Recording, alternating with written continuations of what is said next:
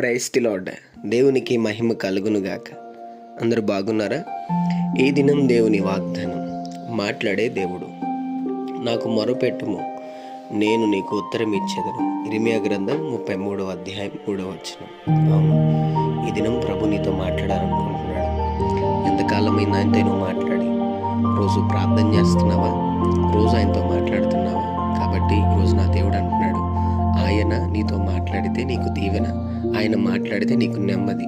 కాబట్టి 24 గంటలు అనేకులతో కంటే దేవుడితో మాట్లాడడానికి నువ్వు ఇష్టపడాలి. కాబట్టి ఈ దినం ఆదివారం ప్రభుతో నీవు మాట్లాడదువుగాక. చిన్న మాట ప్రార్థన.